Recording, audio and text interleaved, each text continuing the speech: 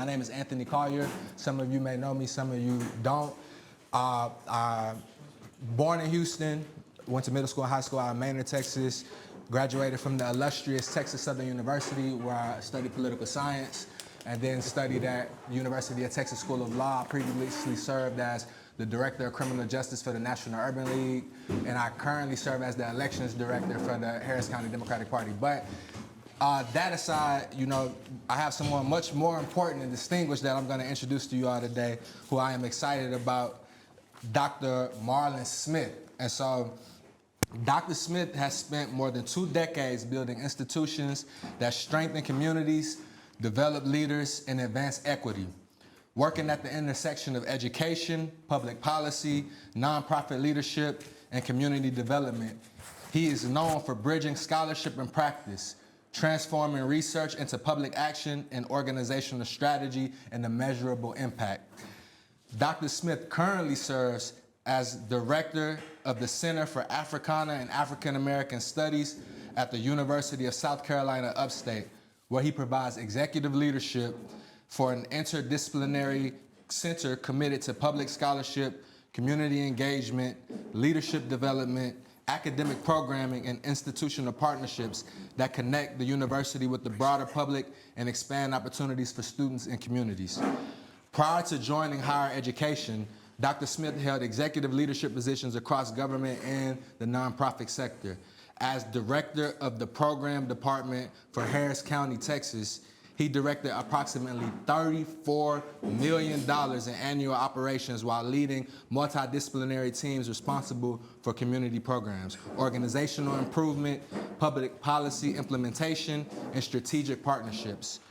Earlier leadership positions at Baker Ripley in the Women's Home further established his reputation for designing equity-centered initiatives, strengthening organizational capacity, and building collaborative partnerships that improve outcomes for historically underserved communities. A recognized national leader in civic engagement and organizational development, Dr. Smith founded Black Greek Speaks Social Justice and Human Rights Council, a national membership organization dedicated to advancing racial equity, democratic participation, leadership development, and public education. Under his leadership, his organization built partnership with more than 250 organizations, hosted educational institutes and leadership conferences across multiple states, and convened scholars, practitioners, policymakers, educators, and community leaders around some of the nation's most pressing social, civic challenges. Dr. Smith has also served as a trusted strategic advisor to philanthropic organizations, municipalities, and nonprofit institutions.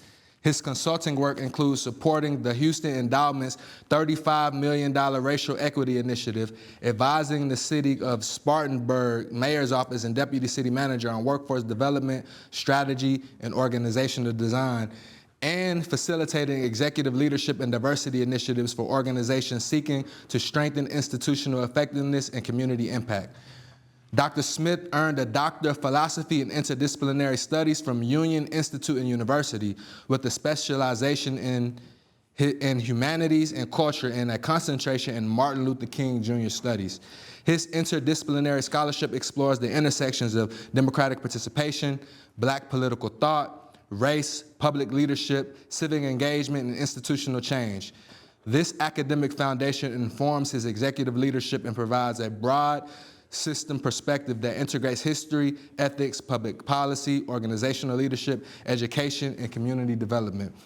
As a published author, Dr. Smith's work extends beyond academic audiences to engage policymakers, educators, nonprofit leaders, and community practitioners. His books, Reshaping Beloved Community and Black Lives Houston, along with his public scholarship, invited lectures, and civic education initiatives, reflect his ongoing commitment to translating research into practical strategies that strengthen democratic institutions and expand opportunity. Today, Dr. Smith continues to help organizations build stronger institutions, cultivate principled leadership, and develop collaborative solutions that improve lives while strengthening the democratic fabric of society. Without further ado, I introduce to you all Dr. Marlon Smith. Please give him a round of applause. I know you're going to read the whole thing. It's all good. I didn't know he was going to read the whole thing. I wanted to give him, his just due. Like, I wanted y'all to know that we're dealing with a rock star here. So some of y'all already know, I'm sure. And if you haven't read his books, I highly recommend you go and buy those. So, Dr. Smith, why is it imperative that we have this conversation today? Wow. So let me first say I appreciate you all coming out today. I appreciate this church for hosting us. I'm going to be very vague. Most of y'all who know me know that I'm a name caller because I like holding people to accountability, but I'm not going to do that. I'm just going to say that this event was supposed to be held someplace else at a university campus. Mm-hmm. And that university campus decided that this was a black event and they would not allow it on the campus. So when you hear people saying voting doesn't matter, make sure you tell them that Dr. Smith said shut the hell up, because it does matter. Mm-hmm. So we are here and we're grateful that a black institution and a black church allowed us to come here at the last minute to host this event. I refuse to let white people tell us as black people that we cannot have a conversation about the progress of the work that we're doing. So I want to really commend this church for doing what black institutions have historically always had to do, which is stand in the gap for black progress. Amen. So that being said, you asked me why this conversation is crucial today. Well, I think the conversation has always been crucial. I think the main reason that it's crucial now is because we live now in a world where people get to create their own ecosystems. Anybody with a cell phone, a microphone, and a camera can say whatever they want to say, whenever they want to say it, to as many people as want to hear it, without having to be credentialed, experienced, or knowledgeable in any of the things that they say. Right. And with that, it puts black people's lives in danger, because ignorance is the key towards all failure. And so I think we are at a place now where there's a growing type of ignorance that is specifically putting black males in danger. And part of what I find, more than anything else, and I think we'll talk about this a little bit, is that everybody has something to say about black males, but don't want to hear what black males have to say about themselves. So I think it is crucial now, because I think it is time to incentivize and train black men to start speaking up for themselves. Amen to that. I do want to acknowledge that, we have a plethora of special guests here, but an extra special guest I saw walk in, who is Dr. Plummer, at-large city council member and our next county judge. Can we please give her a round of applause?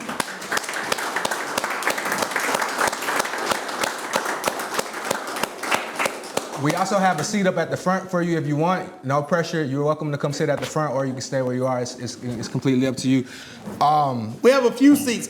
By the way, can y'all hear us? Yes. Okay, I just want to make sure. Can't see. I'm sorry about that. Mm-hmm. We're going to make it do what it do. So there are a couple of clips that you wanted us to see, to discuss. I wanted to start with the Obama Lilly Ledbetter Act clip, and then I want to hear your thoughts on why you thought it was important to share this clip and how it connects to the larger discussion we're having today. Can we play the Obama clip, please? The Lilly Ledbetter Fair Pay Restoration Act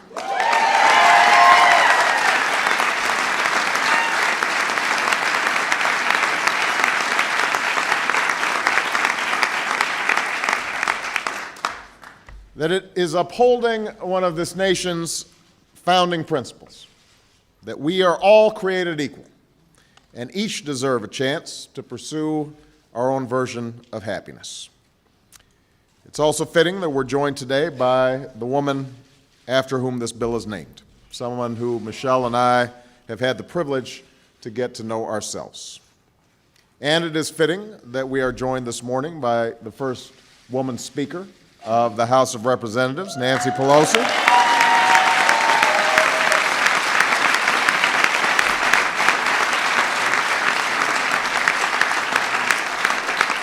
It's appropriate that this is the first bill we do together.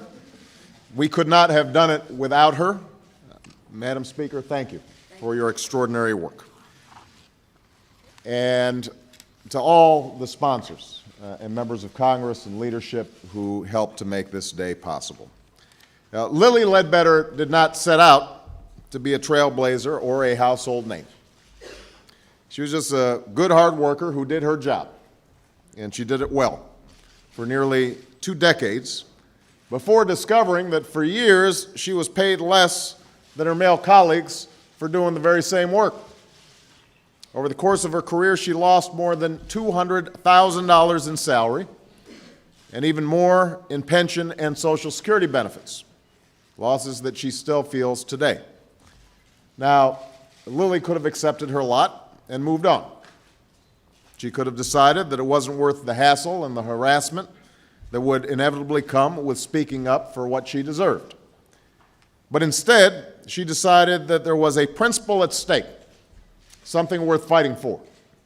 So she set out on a journey that would take more than 10 years, take her all the way to the Supreme Court of the United States, and lead to this day and this bill, which will help others get the justice that she was denied. Because while this bill bears her name, Lilly knows that this story isn't just about her.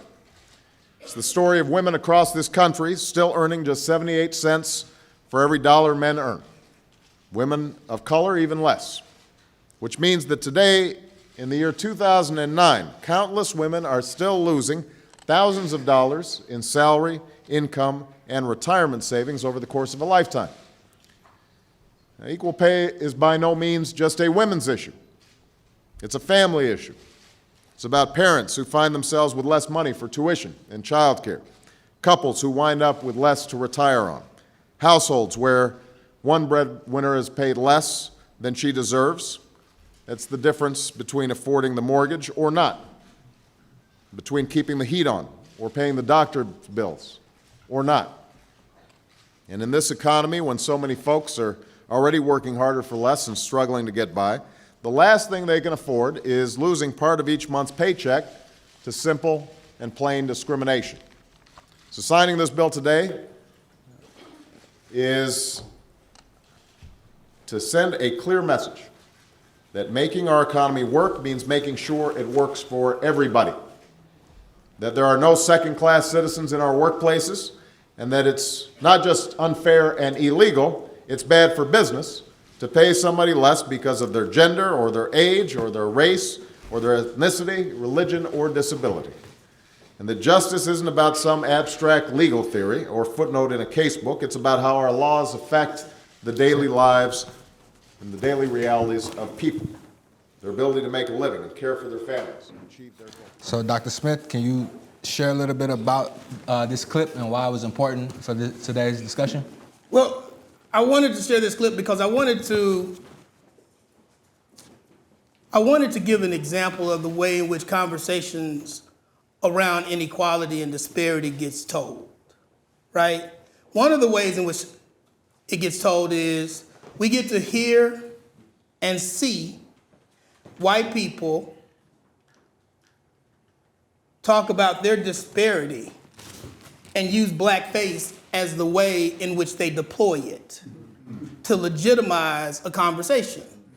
So for instance, you'll hear Barack Obama, the only black person standing there behind a white man and 2 white women, to talk about pay inequality, that women make 78 cents to the man's dollar.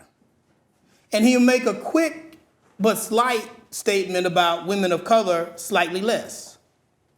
When the reality is, 1, women of color make significantly less. But the other problem with that is that 78 cents is a white woman's dollar to a white man's dollar. And that white woman makes more than black men and Hispanic men. In fact, not only does she make more, but she has less work participation than any other group and still makes more than us. And so the conversation gets legitimized, though, that you don't have to now talk about race. You get to just talk about gender. So how does that impact black people? So now you have black women standing up talking about and defending pay inequality, and they don't realize that they're defending her. And you have black women thinking that the gender inequality is between them and black men. When black men and black women basically make the same amount of money, 55 to 56 cents per the white man's dollar. So part of the reason why to me it's important is because I want us to see just how subtly public policy conversations get deployed and the way in which black people become performative. And what I mean by that is they become the characters to advance a mission for white people without having to be accountable to the people that they're using to support their causes. If you have an empty seat next to you, can you raise your hand? So for people in the back standing up, if y'all want a seat, it's a couple more seats up here, just so y'all know. But thank you for that. So there's another clip that we're gonna show, and it's dealing with the mothers of the movement. Can we get that clip queued up now? My name is Geneva Reed Veal. Gwen Carr, Lucy McBath. Maria Hamilton. My name is Sabrina Fulton, and my son was Trayvon Martin. I'm the mother of Jordan Davis, the young man who was shot and killed for playing loud music in his car. Trayvon was the person that comforted me. Whenever I was sick, he would make me soup. Well, my son was a very gentle individual. Everybody used to call him the big teddy bear. It was very funny going to the store with Sandy. She would rearrange your food. She would even put things back on the shelf because it wasn't good for you. She was unlawfully arrested as a result of a traffic stop. So she lost her life due to a traffic stop. Dontre was my youngest. Dontre had a smile that would uplift your spirits. Dontre was killed by a Milwaukee police officer. There was no indictment. The worst day of my life is when I had to bury my 17-year-old son. Each of us has lived through our own tragedies, which are all different. I just want people to understand that Sandy was so much more than that orange jumpsuit in the box. I read the Michael Brown story. And at that point, it was like, no, not another one. At that point, I decided that I wanted to be their voice. As a mother who lost her child, I was going to stand up and challenge the system and continue to tell my story. I can't help Trayvon at this time, but there are other Trayvon Martins that I can help. It's a story of a lot of young black males in this country. Our young men and women are being murdered and nobody is being held accountable. We're just not going to stand for this now. This is my life's work to get justice. Gun violence prevention. Police reform. We need to be accountable to making sure that my community is just as safe as any other person in this country. This is what we need our officials to recognize. The stakes are too high, the costs are too dear, and I am not and will not be afraid to keep fighting for common sense reforms and along with you, achieve those on behalf of all who have been lost. She's been fighting for a long time with these issues. Finally, someone here is really willing to listen and to really stimulate change. I just feel like she's a person who is concerned about the needs of all people. She has a heart to serve. I had to remind Dr. Smith that we got hot mics on so he don't have a Jesse Jackson moment. I was like, brother. Can you share with us about the importance of this clip? Well, I don't know if it makes, it should stand out to people, but maybe it just stands out to me. First of all, Hillary Clinton's campaign used these black women to advance her agenda, and even on at the Democratic National Convention, she brought these mothers up. And the thing that stands out to me that was very interesting was, one,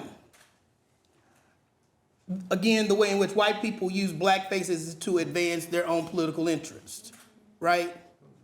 I hate to say, I want to know, is she still working with the mothers of the movement since she didn't make the...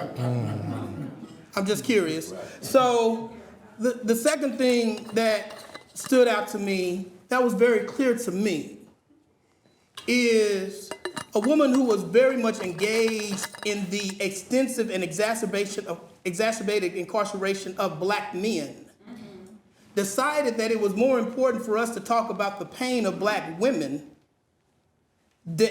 for the death of their male sons than to actually talk to black males who are in jeopardy in that situation. And I want to say, we have black women who are engaged in this problem too, right? That is not to say that black mothers are not insignificant. But what you also did was erase the black fathers. Trayvon Martin was living with his father when he was killed. Mike Brown's father is the one who came out to the streets when he was killed. But who we deployed as a public image was to look at women cry. And the reason why that's important to me to think about is because it tells me that we're more invested in black men's deaths than we are in black men's lives. So, do you want to know how much money was actually raised on this campaign? Did it go to Ferguson? We didn't get the Mike Brown Act passed. We didn't get the George Floyd Act passed. But I can tell you the ways in which nonprofits, public officials,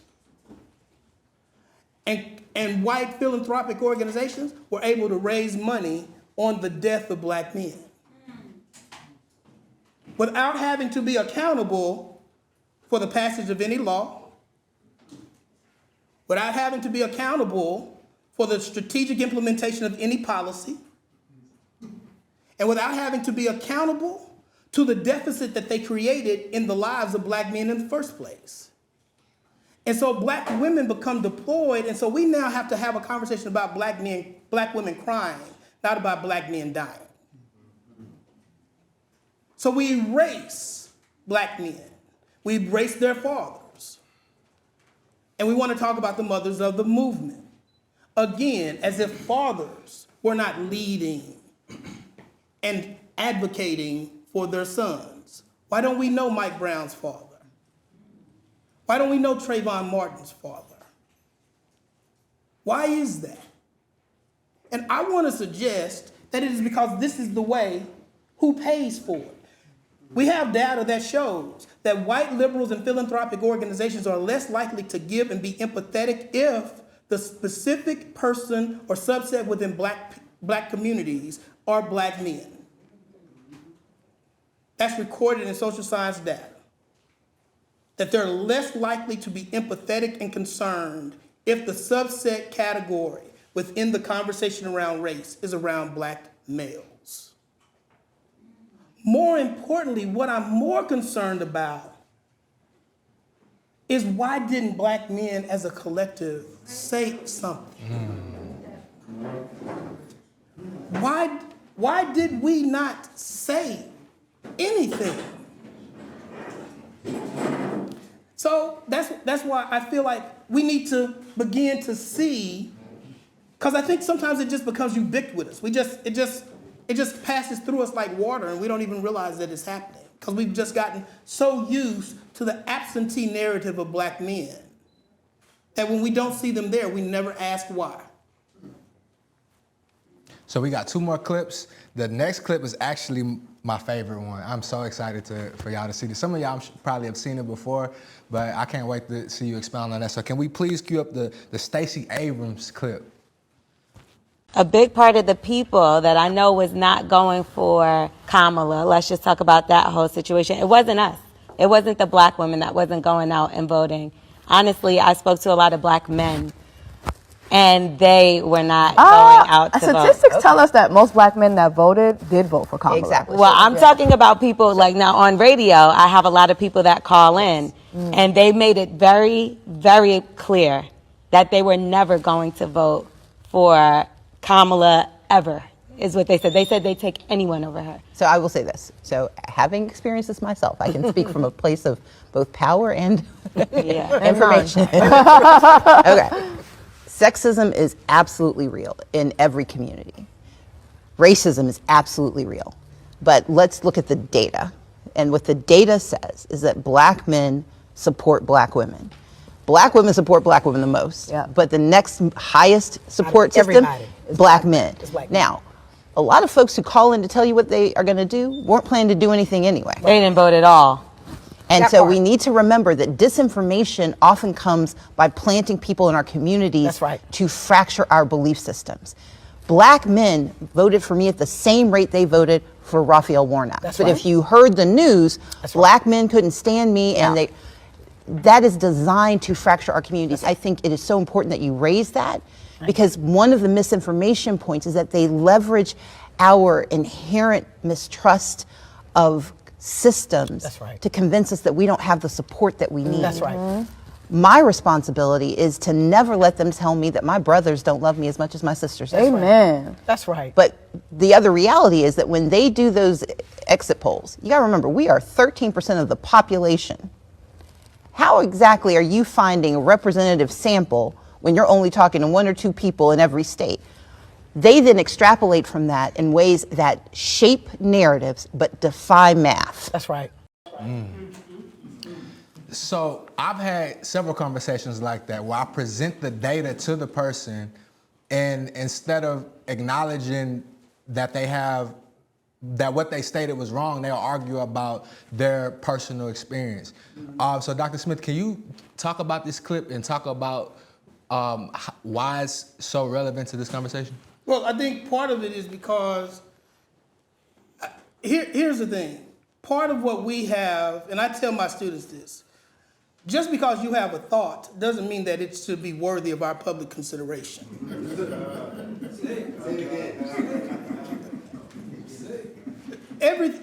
That's grandmama wisdom. Everything you think don't need to be said. Right. And part of what we have gotten into with a social media world is that people can just think something and present it as if it is fact, even when they're presented with the data.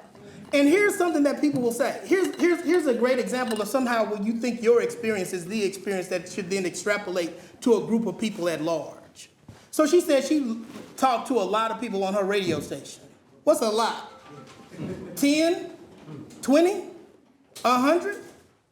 Let's say if you talked to 1,000 on your radio show, which I doubt you did, you didn't even get to 1% of the total population.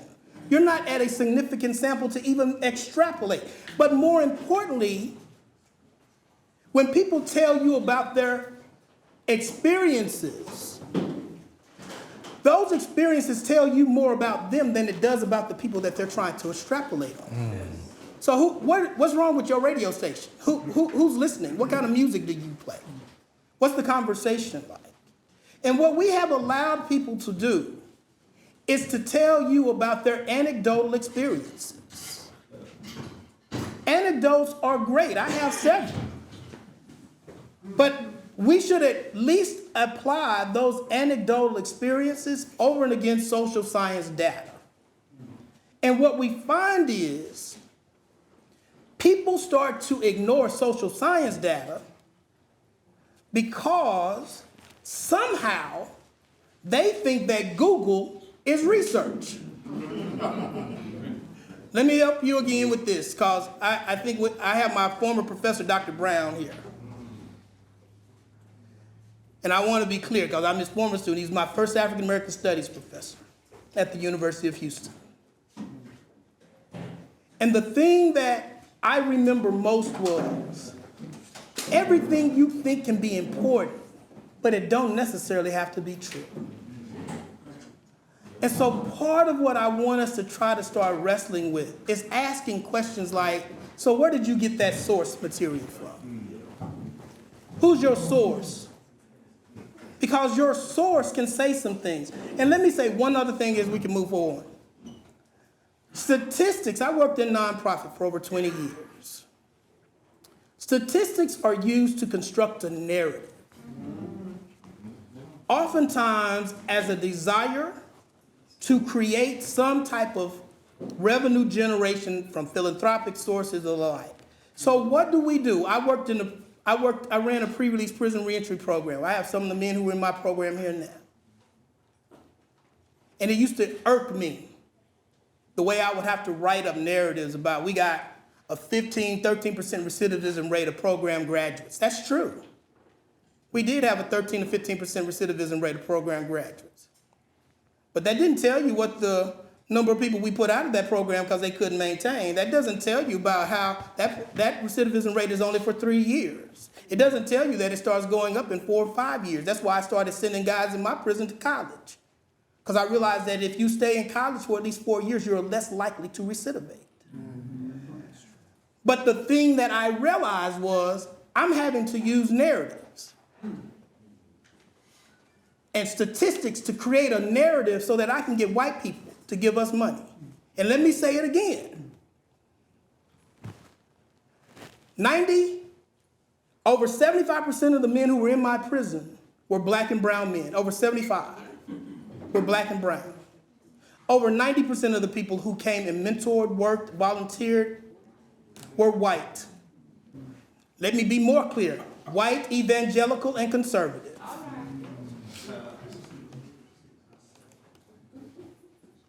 I went to a church because I told a church, I'm not going to name it because I almost did it. A church called me because I told them that you can no longer come into this prison and start preaching, getting on the calendar wanting to preach every Saturday to these men until you agree to at least provide one mentor.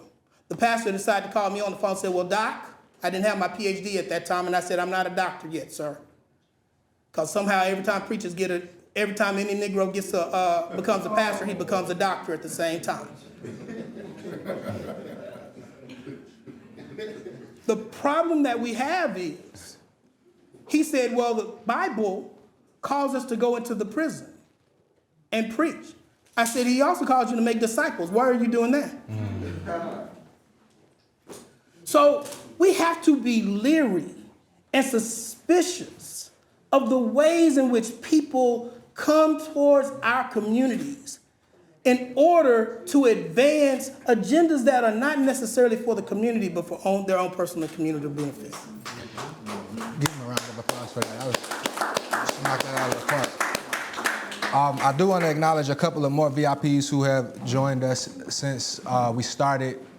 Fort Bend District Attorney Brian Middleton, thank you for being here. And also the People's Champ, Representative Ron Reynolds, thank you for being here. We appreciate you.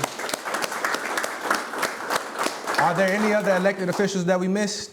Any precinct chairs? Thank you all for, what's your name? Fontenot Cecilia. And Mr. Provost, thank you for being here. Thank y'all for being here. Give me a round of applause. Okay, so we got one more clip before we get further into the discussion, and it's the Boris clip. And we had a good laugh about the Boris clip maybe yesterday. So can we play the last clip, please? The main gap between black men and black women is the different definitions of truth. All black women want is truth. And I think that all black men run from is truth. And that is rooted in generational trauma, and it's rooted in old and archaic ideas of what black manhood should look like.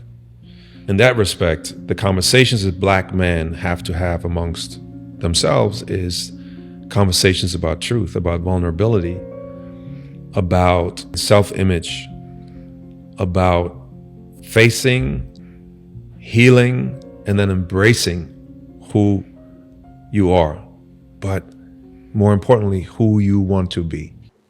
So before I let you go off on that, I just want to say that there are very few people who do more to save black boys and men than Brother Derek Muhammad, who I just saw sneak in the back. So shout out to Brother Derek Muhammad.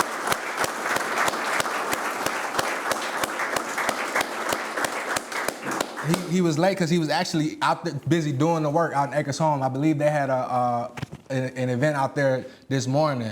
So I really appreciate you, Brother Derek, for being here and for the work that you do. Boris, what is that about? It's about nonsense. Here's what I'm curious about. Why do we care what Boris Kodjoe thinks? A man who got his fame from being in a TLC video in a Speedo. That's a black man who was literally raised by a white mother in Germany, who had no real engagement or relationship with his Ghanaian father, who came to the US, who could barely speak English when he was in college to play tennis. And now he's the spokesman for what all black men need? What research has he done? What qualifies him? Because even if we take his experience as being a black man, it's not the average black man. But you got Rich from Soul Food when you told us you couldn't even speak English good. And again, there's a way in which certain characters and figures, I'm trying to figure out why athletes and actors for black men become the archetype and the voices of talking about black men. When we have black male scholars like Tommy Curry, when we have black activists like Derek Muhammad, when we have black political organizers for black males, why is it Boris Kodjoe is a conversation? I want us to ask that question because I'm like, in some ways, like Stacey Abrams. It's not haphazard, it's intentional. It's not coincidental. It is actually prescribed as a way in which to deploy a conversation about black men without having to actually do any kind of study on black men. This is where I say the problem is. Because here's the fundamental difference. Notice when you saw the table with Stacey Abrams, you had 4 different black women. One who's a community organizer, one who was a politician and elected official, one who was a radio host. And so we get to hear diversity of voices. And let me say this, I know I'm gonna get in trouble with this, but you know, the good thing is I'm retired and all the money that I needed to make in my life to sustain for the rest of my life, I'm good with. So I don't need to have to worry about who pays me. Part of the problem happens with our public discourse in black communities is because we're taking black feminist academic language and trying to apply it to public discourse when you're not a part of that conversation. All right. All right. I'm not trying to be funny. No, you real. You don't know what misogynoir is. Stop using it. I can sit up here and say a whole bunch of words like anti-black misandry, and you don't know what that is. Stop using black academic, because you ain't read enough books to have done it. More importantly, you're not a part of the discourse, and that's the difference. You all are wanting to, oftentimes in the public, we're creating conversations. Academics are not engaged in conversations, we're engaged in the discourse. Let me explain what the difference between a discourse is. We're all having a conversation here. A discourse is when Anthony and I are talking about a particular subject on somebody, you know, why in the hell is Boris Kodjoe representing black men? And we're having a conversation, and we start looking at the history, background, research on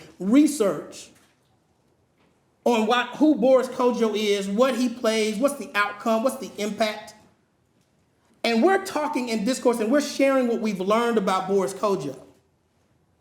And somebody out of the woodwork comes in, Tamiko comes up and she says, what are you all talking about?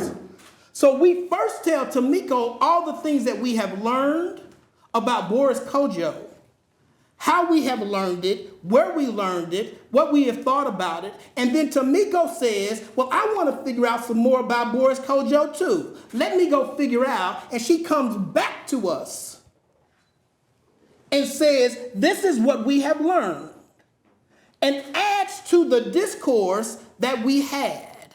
That's not a conversation, that's a discourse. It is intentional, it is strategic. But the minute you take my discourse and place it into your conversation, you don't have enough information to hold that conversation accurately. I tell my students all the time, you're taking 2.5 months of introduction to African American studies. You're not about to leave here being an Africana scholar.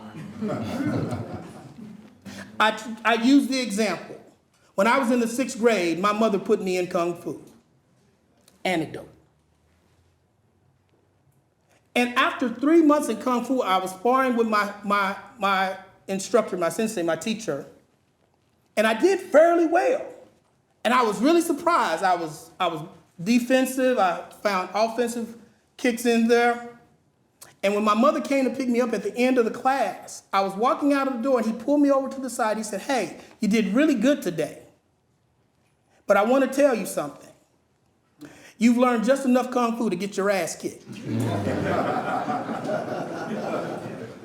Part of what we have done is we have given people just a little bit of information, and you are now deadly, but not effective. And so part of what I'm thinking is necessary is we need to help people understand, as I used to tell the men in my prison, sometimes I want to test them who are here. I used to tell them that we all live in 4 quadrants of knowledge. The things that you know, the things you know you don't know, the things you don't know that you know, and the things that you don't know that you don't know. And everybody, me included, lives in those 4 quadrants of knowledges at the same time. But the problem is, the thing that you don't know will be the most impactful thing on the thing that you think you know the most. So part of what we have to begin to do in an era of social media is to learn how to help people be better analyzers of what they are seeing and what they're hearing, because the systemic attack on black people and black men specifically is intentional. And that's why I think it is important. It's powerful. So, how did you first begin thinking about the way black men and boys are discussed in public conversations? Oh, wow. So I think there's kind of 4 categories, intersections of my own life. One, personally, just growing up as a black man and black boy, I saw and experienced what it meant. And then from my own personal experience, when I moved into my professional career, I've been able to have a very robust career. I graduated from University of Houston with a degree in journalism and public relations and a minor in African American studies before going on to seminary to get my master's degree in theology and theological studies. And between that time, I've had a chance to work in corporate America, to working in communications in public relations and community relations and government relations, and eventually moved into public education, both K through 12 and then eventually higher education. I worked in nonprofit, I worked in faith-based organizations, both in the church. I worked in the church for 15 years. And luckily the Lord freed me from that so I could go do something that I really thought was gonna be sustainable. And you ended up having, through my own professional career and my own personal life, being able to see those changes in the ways in which black men were being seen and understood. And then there was my academic life as a scholar. So I was able to start looking at my professional life, my personal life, and then through academic and scholarship, I started seeing systems and structures and how they were utilized. I first started looking at the criminal justice system, and then from there, I noticed that criminal justice system was connected to our education system, that education system was connected to our financial and economic systems. I realized how those economic and financial institutions were connected to our health and well-being. And I started realizing how all of those things contributed to certain life outcomes. And I had a chance to see that. But the great thing that I had, and I will say this, and I'll end on this really quickly, is to say, so just as an example of my own personal experience, I recognized growing up in a black community, particularly in a black church, I recognized that the idea of scarcity was really very, very, very clear in the black community. And I recognized the way in which I was plucked out amongst the other black boys that I was growing up with. And it was almost like, well, we can only save one. We can only invest in one. We don't have enough resources for all of them. And I saw, Tamika grew up with me, and she knows this, that there was an investment in me that I could clearly see other black boys that I was growing up with did not have. I saw it. I experienced it in the second grade. I was in the second grade. This white woman, my second grade teacher, wanted to put me in a behavior intervention class. But now my mother had me at 17. She's a beautician. She went straight from high school into the beauty shop. That's the work that my grandmother did, that's the work that my great-grandmother did, and that's the work that she did. And when the vice principal called her to say that I think we need to put Marlon into a special ed class, my mother said to him, Marlon is a whole bunch of things, but stupid he's not. And so they tested me. And I remember it just as clear as day. And at the end of the test, they called my mother the next week and said, you're right, he needs to be in a different type of class, but he needs to be in a magnet class, Montessori. And because he's advanced, part of what is happening is he finishes his work before all the other students finish their work, and he's disturbing everybody else. But here's what I saw immediately happen. Because I was at the same school, but now in a separate building away from everybody. I'm walking to school with my friends, Glen Garden Apartments. And they keep on going to the building, and I turn right to go into this building separate. And I was the only black boy in that class. In fact, I was the only black boy in my class until I got to high school. And the impact on that I saw, not just educational-wise, but because those white boys were in the class, they were doing things that people in my community didn't do. I was the only black boy in my community that who had a Cub Scout uniform because I ended up going to Cub Scouts. Why? Nobody in my family knew what Cub Scouts was. Because those white boys did, and I came home, told my mother I wanted to be in Cub Scouts. We went to a field trip, and we went to go see the Texas Boys Choir. I came home, told my mother didn't even know what Texas Boys Choir was, so I looked it up in the yellow pages. I'm finna date myself. Looked it up in the yellow pages and called the Texas Boys Choir and gave her the phone. Being in the Texas Boys Choir allowed me to literally, in the 3rd, 4th, and 5th grade, travel all over the world. Japan, Europe, singing for kings. President Reagan, which wasn't that exciting either, but, it gave me that outcome. But here was the other thing that it did, and I'm going to end on this part because I know I'm going long on this. But I wanted to know how the impact happened and how I could see it. When I was in high school, I was in a magnet program called the High School for Finance Communications Professionals at Polytechnic High School, which was as black gonna get. But all the magnet students were on one floor, separate from everybody else. And when it came to the SAT, I had a good friend of mine, I won't say his name because he may see this, but he and I worked at McDonald's together. And I thought that he was terribly smart. I'm like, boy, you need to look at going to college. Like, man, I just want to go to BYU, Backyard University. I don't want to have to worry about this no more. And I convinced him to take to at least apply to go to college. And we got off of work at McDonald's. I got him to pay to take the SAT. We got off of work on the weekend at McDonald's. That's 2 o'clock in the morning. We had to be at the testing site at 8 o'clock in the morning. He didn't have a ride, so I had to go pick him up. And when we got into the room to take the test, y'all remember back in the day, I don't know how they do it now, show your ID and you at the table. And I'm taking the exam, and I noticed that there's calculus on the exam. And all I could think of immediately was my homeboy who I just brought with me, who's taking his exam two tables over. And I raised my hand and I asked the proctor, I said, ma'am, there's calculus on this exam. And I wasn't even thinking, because I wasn't even really thinking at the time. Speaking out loud. I said, ma'am, there's calculus on the exam. She, shh. And I said, but there's calculus on the exam. And she said, you need to, take the exam or you need to leave.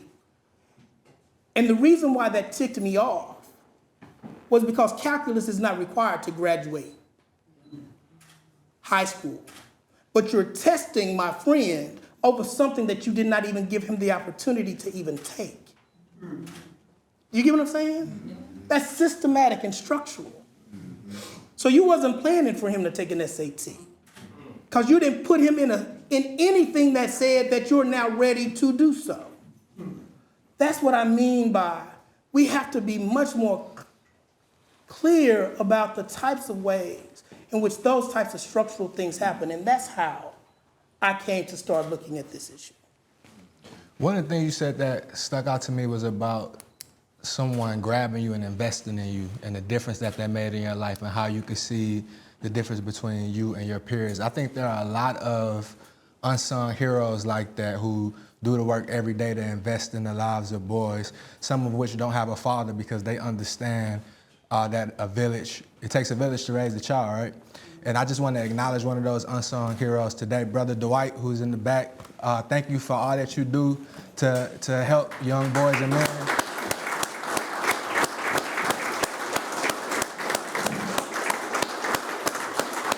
He teaches a regular Sunday school where he feeds the kids, where he invests in them, and he's developed so many leaders who go off and do amazing things. And I think that's a perfect example of how we can take a conversation like this and put it in practice. But I do want to touch on something that you said. Something that you said reminded me of what you shared during the clip about Stacey Abrams, about how there's a difference between data and narrative. And my question would be, what would you say is the current narrative about black boys and men, and who benefits from that narrative? Right, so those are two different questions. So there are a lot of narratives about black males. It's about who has the bigger microphone and voice to advance the narrative, right? So there's narratives about black men succeeding. I have several Kappa men in here, and Alpha and Omega. Like, we're all in this room. Black men are graduating all the time. But it amazes me, for instance, when I go someplace and I have on a KSI shirt, and I meet young men, and the first thing they ask me is if I shimmy. Do you? No.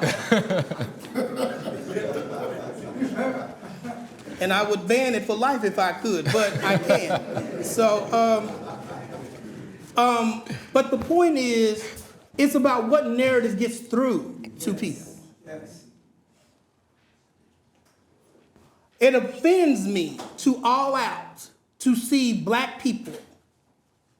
I'm gonna get on my soapbox. Get on public media, social media, and want to denounce your fraternity. First of all, you ain't paid dues in the last 20 years. You ain't been to a meeting since you crossed. But more importantly, you don't see white people denouncing Kappa Kappas, whatever, Delta, Delta, Delta, whatever.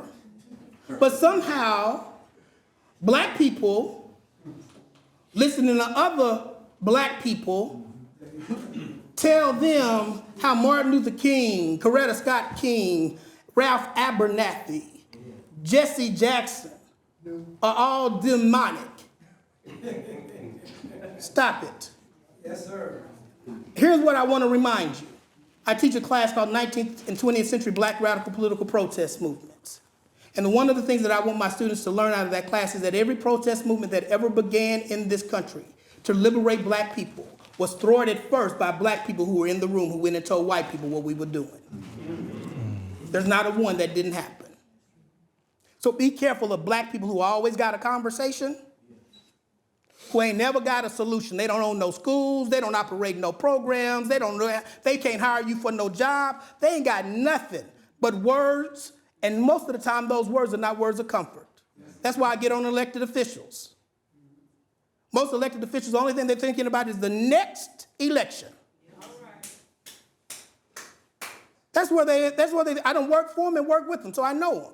Which is why they leave me alone, because they know they don't want me to call them out by name, because I do so. But the reality is, they ain't got no jobs to hire you. The money that they getting from donors, and I had one elected official tell me, I'm trying not to tell his name, he gonna try to tell me he didn't want to give money to a certain black nonprofit organization, because me to get money from a certain nonprofit organization, because he didn't want to make sure that money that they was giving him didn't come out of his pocket. Y'all will find out when somebody's campaigning against him, because I'm going to make sure his ass is gone too. So, part of what we have to begin to do is ask that question. So who benefits? White supremacy. That narrative, sorry to help you understand, wrestle with this. White supremacy is not a face. It is a system. That's why Clarence Thomas can advance it with ease. White supremacy is not a face. It is a system.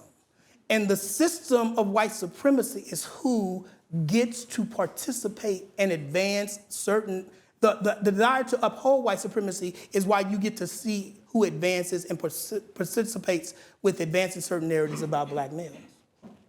So he's not talking about the elected official that's in this room, just so y'all know. Representative Reynolds actually gave me a job before, so shout out to him. So he's not talking about them. So how do you approach separating data from interpretation in these discussions? Well, first of all, I think the thing that most people don't understand is that first you have to ask, is the data true? But the other part is, who's presenting the data? What's the purpose of the presentation of that data? I'll give you an example. There was a narrative presented that is true that every day a woman is killed by intimate partner violence. That's a true statistic. Every day a woman is killed by intimate partner violence. Now, but here's the question. First of all, the narrative got started talking about men beating on women, as if intimate partner violence was just between men and women. I know we're in a church, but y'all do know there are lesbians in relationships, right? So intimate partner violence is not gender specific. That's one. But two, it became a conversation like it's a crisis. Now, it's a problem. But I want you to just think about this quickly. If one woman is killed a day by intimate partner violence, guess how many that means is killed in a year? 365. How many women are in the United States? I can tell you because I had him do the number.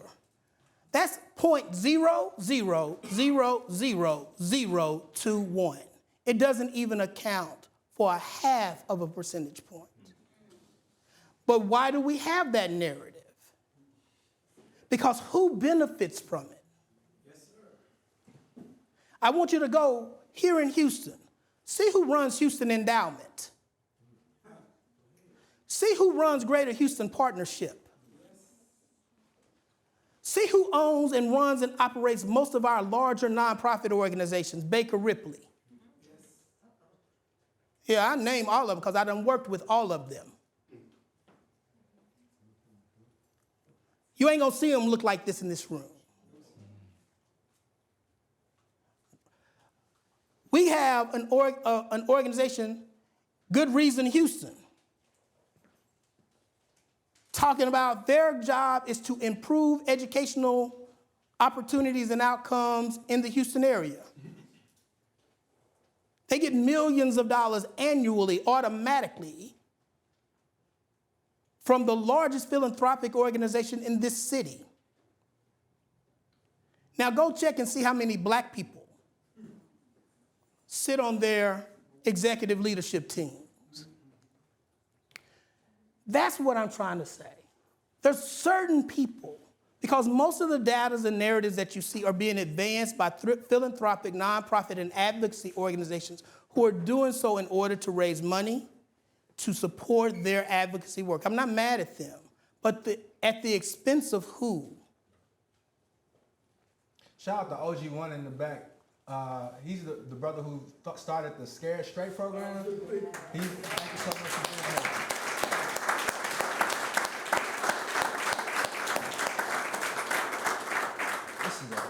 It's a lot of power in this room, y'all.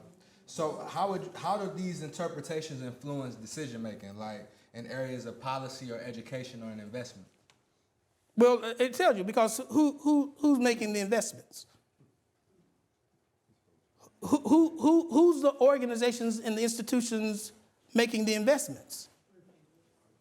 Tell me, name me one multi-million-dollar, well, I guess Justin just got some money from, so maybe the Urban League now. Multi-million-dollar nonprofit organization in this region, community development organization in this region. Most of them are white, and let me help you with something. Donald Trump helped take away all white guilt, so there's no such thing anymore as black philanthropic dollars. Used to be that there was always going to be at least, it wasn't going to be a lot, but there was going to be the reserve of money for black people for your organizations. The NAACP, Hester House, all these people would get their little bit of money and struggle to make it work. That money doesn't exist anymore. So the people who are making the investments are not us. And the people who are working on the ground, here's the reality. And this is part of the reason that we have to understand what collective action is. We have a lot of people doing a lot of different work. I led Houston Endowment's $25 million racial equity grant-making project. And I called people like Deloitte and I said, Deloitte, you gonna take this money? He's like, Deloitte, I'm not finna fill out no paperwork. I don't wanna do no research. I said, Deloitte, this is reparation money. You ain't gonna get it again, ever again. Take the money.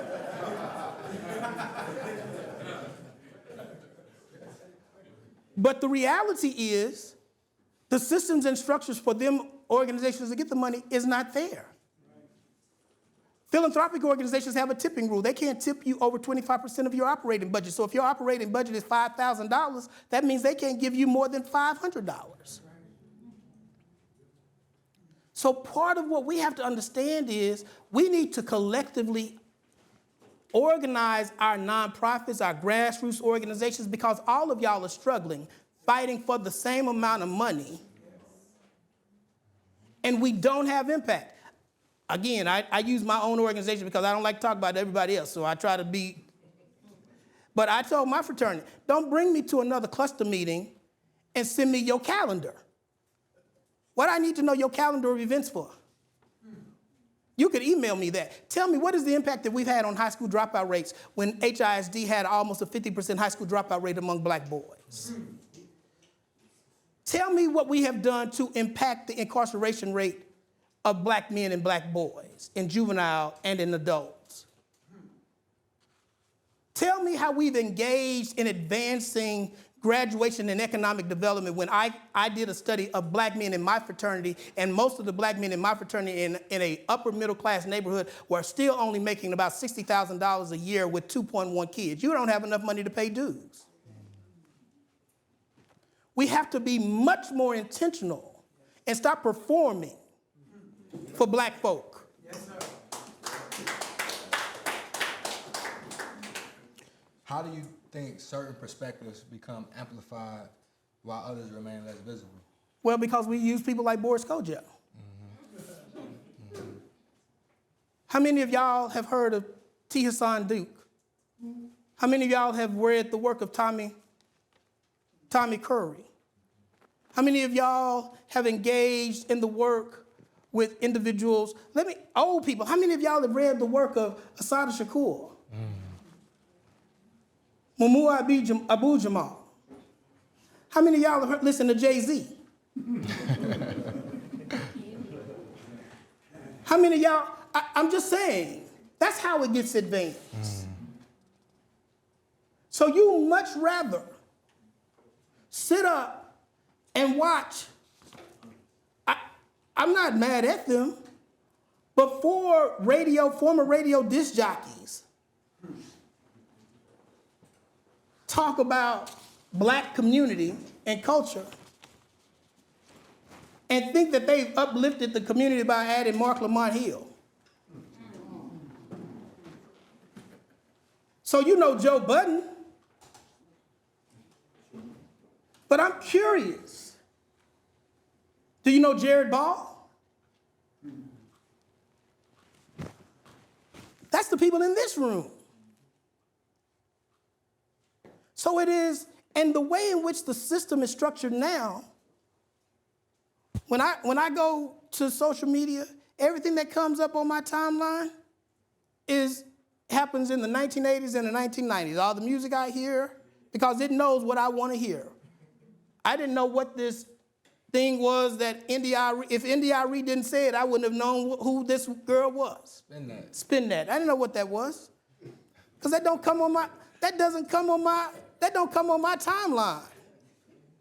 But because somebody who comes on my timeline, because she had music in the 90s, now tells me about a song that I ain't never heard of and would never have heard of. That's how we are getting information now. I want to say this. I'm so glad to see these people here. But this room should be crowded. It should be overwhelmed. Because we have black sons, black youth, who need a different narrative and an environment to go into. And as I used to tell my fraternity when they was telling me, don't do certain things, don't make people dress alike, I say the TDCJ don't mind people dressing alike. You telling me, don't meet with them. And so you don't want me to teach them, but you want correction officers to teach them. That's the problem. So we got to be intentional about that. Speaking of the India.Arie situation, he went viral on Facebook posting about the India.Arie. If anybody's not following him on Facebook, please do. It's very entertaining, but also informative. And it's a large part of the reason why we're having this discussion today. Some of the debates that he was getting into on Facebook were just so interesting and captivating. I was like, man, this is something that I've been wrestling with myself. It's like erasure of black men. I think that it's a conversation that needs to be had. So before we start talking about some of the solutions as far as like what you think not only our government can do, but what we can do to help, our people, is there anything else you would like to share, or is there any question that you wish I asked? No, I have to admit it. No, I'm good. Okay, great. I guess I did a good job asking Yeah, questions. Cool. So, if you were advising the president or Congress on a policy that could benefit black boys and men in a tangible, measurable way, what would you tell them to do? Reparations. Amen. Reparations. Okay. Now they're gonna do that. So are we gonna do something that we can't get done? Because they're not gonna give you reparations. They might. No. Y'all refuse. Here's what I realized. We have a generation of people now. Y'all hate being black. Y'all hate the reality of what it means to be black in the world. And what we're spending too much time trying to do is trying to convince white people not to be white people. As if they're not happy with being white. So you want them to give up the thing that they enjoy the most so that you can get benefit. That's ridiculous. I'm sorry. I'm at the place in my life where now I'm at the W.B. Du Bois phase, not the talented 10th phase. I'm like him. I threw that into the trash. talented 10th people are not going to help you get liberated. They are way too in debt to white people paying them for all their salaries and their cars and their houses. What is going to happen is going to have to be a liberation movement from people who are willing to struggle. I have, we said people, I said it again, Dr. Brown. I love Dr. Brown because Dr. Brown grounded me when I was a radical student on the campus of University of Houston. And he probably doesn't even remember this, but one time I was planning a march on the university. I was going to do a protest march on the university for something. I can't even remember what it was because I had several that I was doing all the time. But at this particular time, I was a journalism and public relations major. So I decided I'm going to put that public relations degree to work. So I contacted all the media news organizations, told them we were going to do this, to the point that Dr. Lee got with all of the other people in the program, Dr. Lee, Elwin Lee, Sheila Jackson Lee's husband, got with the people who was in the program and said, now, y'all, we can't do this, and how can we sit Marlon down? And so they did all of that and came back, we're not going to do it. And I had Dr. Brown's class right after I got the word that my compatriots had sold me out to the man. And I said, I'm tired of black folk. They don't want to be free. They just want to be, they just want to be enslaved. I'm tired of da-da-da-da-da. I'm showing that to Dr. Lee. He was sitting on the table. I'll never get it, just like this. He was sitting on the table. And after I did my little 3-5 minute rant, Dr. Brown said, well, quit then. Because we don't need nobody in this movement who ain't willing to struggle. That's why it's called the struggle. And that reminds me all the time, whenever I get frustrated, that I'm not in this. I may not win. I may not see the thing that I'm fighting for. But what I want people to always know, any person, black, white, blue, or green, that I'm going to fight as long as I can. That's it.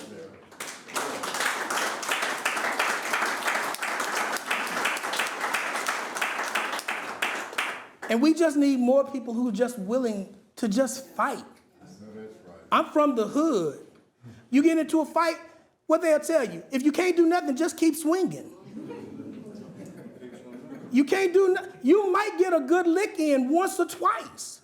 But if you can just keep swinging, black folks have, in my mind, given up swinging trying to figure out now how they can accommodate the luxury of white supremacy. And it's not going to work. Okay, so this is not about me, this is about Dr. Smith. You and I disagree, we'll have a conversation about it. You can disagree. At another time. Tell me to disagree. I want the people to hear from you. What black people have decided is that electoral politics is the only movement that they're willing to engage in, because you can go to the poll one time every 2 years and then sit down and do nothing else. And that's not any movement that has ever happened in black liberation struggles. We saw Martin Luther King Jr., but everybody knew before Martin showed up, people on the ground were already doing the work. Yes, sir. Martin brought the cameras. Yes. The work was already being done. Yes. And when Martin showed up, they already had a strategy. Who's going to get him out of prison?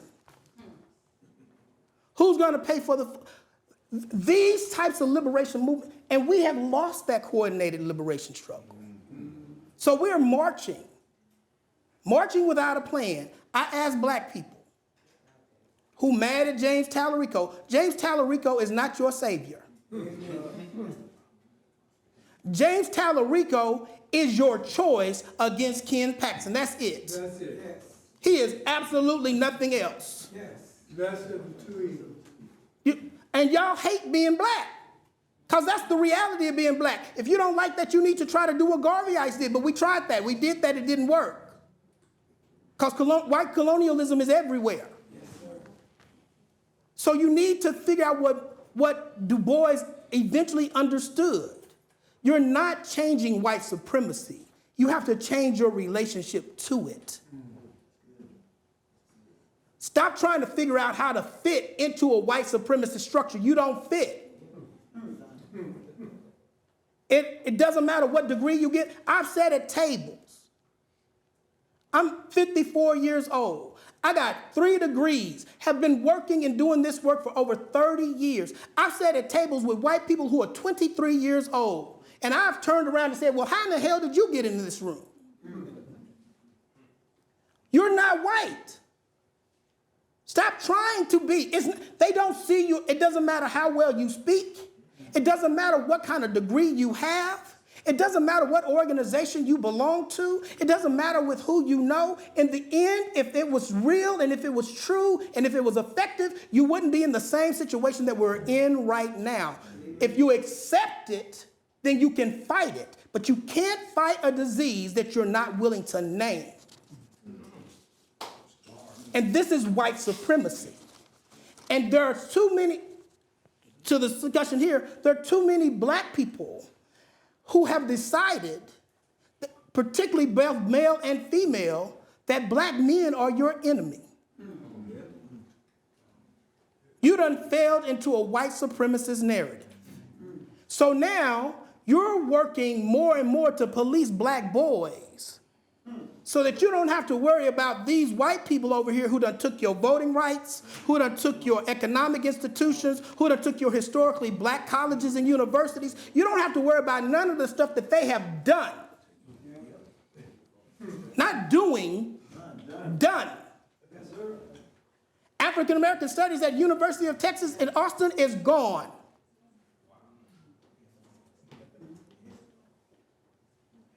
African American Studies at Texas A&M is on the borderline of going. Yes, sir.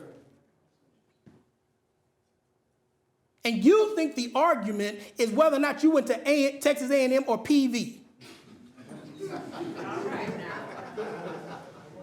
Come on. They're gone. They've taken them. They've made it illegal, literally illegal, to have a conversation on a university campus that you pay taxes for around black people. That's why we're sitting in this church right now. Come on. So, that was good. I agree with a lot of what you said. And we're gonna pivot into the call to action, but I do wanna, before we get into that, because part of that is like focusing on the solutions. Like, I agree that of course we have to have a movement to back it, right? You mentioned Dr. King. Dr. King, during that civil rights era and all of the activists who are on the ground, right? We got the Civil Rights Act, the Voting Rights Act, the Fair Housing Act. And even with, us voting for Tallarico to get him in office, one of the things that we hope Congress will pass is the John Lewis Voting Rights Act. So my question was more so like, what is the policy that will help us? And then we'll work back. First we envision what it is that we want, and then we work backwards to how do we get there. But we have to have an ask. Like, we got city council elections coming up. Right. Before we give our elected officials our vote, we got county officials running, like the next county judge, Letitia Plummer. What are we asking them for, is my question. Got you. So let me reframe your question. Because you said we had the Civil Rights Act, the Voting Rights Act. It took us over 100 years to get those acts. But what? Wait. Let me tell you why. When we got the Voting Rights Act, we wasn't having the Voting Rights Act to just vote. And we wasn't passing the Voting Rights Act or the Civil Rights Act. Because remember, we passed those things for another agenda. Mm-hmm. And the agenda was to create opportunities to empower black people to their own self-determination. Right. We wasn't thinking that the Ku Klux Klan, Martin told you that. He told you. His negotiation wasn't that the Klan member at the table was going to stop being a Klan member. I agree. So we're not going to the government. Well, here's part of the problem. First of all, I don't want to have part of that conversation because we're taping this. Okay, fair enough. I'm taping this to let white folks know I see you. Mm-hmm. I don't believe you. and I'm not working in order. So when I come up missing, y'all know that's why. Okay. Fair enough. But just to be clear, I done walked through a whole bunch of dangerous neighborhoods.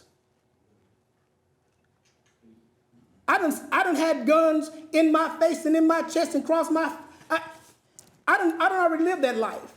So I done already determined if God ain't taking me nowhere without his permission. So here's what I want us to ask for. I want us to get a better grounding in our spiritual foundation. I want us to get a better, clearer understanding of the things in which we are hoping for. I want us to have a mindset of liberation. And that means, like Malcolm said, which we bastardized that, by any means necessary. Any means necessary. If the government don't work, I'm glad we got Ron and Letitia and Brian and all these. I'm glad for them. But if they're the only hope, then we're lost. Because there's only so much they can do. They operate within a system that controls. Look, y'all got Quentin Wilkes, who just got elected the mayor of Pearland. Yes. And they won't let him sit on seats and boards that white people have been sitting on automatically when they get that seat. So what they've told you, we still control this shit up in here. I'm sorry, y'all see, y'all made me mad. Stop asking those questions. Those are silly questions. You are looking at a system. You use that system for what it is for, and then you say, what are the other institutions, programs, initiatives, and policies, not policies, but programs and actions that we take? So here's one of the things that we did. We came to a black church to make sure that we still had this. Now, what if we had stopped and said, well, the university said we can't do it? And we kept on trying to figure out how to convince the university to change its mind. That's what I'm saying. We're wasting time trying to convince white people not to be white when there are black institutions, programs, and people and processes that we can already start to implement. If we already got somebody who's doing violence intervention, if we got somebody who's already doing mentorship, if we got Kappas and Alphas, why aren't they all in the room discovering, listen, we tried to have it. We had My Brother's Keeper. I sat on the executive committee for My Brother's Keeper. Guess what they told us? This is under the county and the city. We can't just have a program for boys of color. So My Brother's Keeper was not even just for boys of color. It was for everybody. It has to be for families. So it neutered it the minute you put it in the system. I'm not saying don't go to the system. I'm saying that if you got the ingredients to make your own cake, why are you going over here to Walmart to get one? If you have all of the things, we got way too many educated people. We got way too many motivated people. We got way too many creative people. I used to tell the men in my prison, but what y'all can do with this little bit of resource, if y'all would take this constructive activity and put it into the community, y'all could do a whole bunch of things. I want us to stop limiting black creativity and ingenuity because white systems of oppression refuse to stop being white systems of oppression. So he jumped to my next question, which was going to be what we as a community can do. Dr. Smith is much wiser and more knowledgeable than me. I disagree with him, but I would defer to him on that. I'm under the impression that power concedes nothing without a demand, and that we work on the community level, but we also do make asking demands from... Who said that statement? Frederick Douglass. And why did he say that statement? Because power concedes nothing without a demand. You gotta ask. So the Bible says, asking you shall receive. That's Seeking right. you shall find. Knocking the door will be open to you. I don't think we just give but up those and are say... activities. It wasn't just Right. asking. I It agree was with that. knocking. And I keep on saying We again, on the same page there. I keep on saying this. I'm not telling you that government doesn't have a role. Let me say it one more time. I am not saying that government and black elected officials don't have a role. I'm saying that if 95% of your investment is in that, then you have wasted your time. Right, but that wasn't the question though. I wasn't saying let's invest everything into it. I was just in a grander scheme of things as part of the overall strategy. I was just saying what is our ask, but I hear you loud and clear. So, Okay. but we want to hear from the audience I need as to well. hear from the audience. So first, I just want to say, so here at this church, they do have an annual men's meeting in December, and at that meeting, they are allowing us space to continue this conversation, to formulate a plan about what it is that we do want to see, what it is that we would like to accomplish, right? On a community level, what we're gonna do to help ourselves, but also what we're gonna, the demands that we're gonna make for our elected officials to earn our votes, right? And so every black man in this room, I want to see you at that meeting. We're gonna send you more information about that.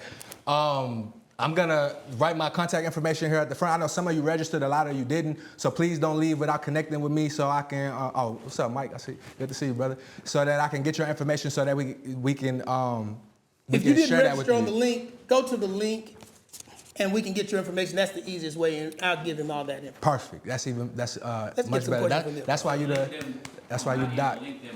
We'll take care of you. We'll take care of that. One other thing, I like what you said about not necessarily sharing our strategy live, because this is going to be on YouTube. So that conversation that we're going to have is not going to be taped and is not going to be recorded. And so, and one other thing too, actually I'll save that for the meeting as well. There is a very concrete, specific thing an initiative that we're going to start. The church has already agreed. We're going to actually host it here. But in the spirit of Brother Dr. Marlon, I'm not going to say it here. We're going to talk about it off camera. And it's going to make a real difference, and I'm excited about it. But from there, first of all, give Dr. Smith a round of applause.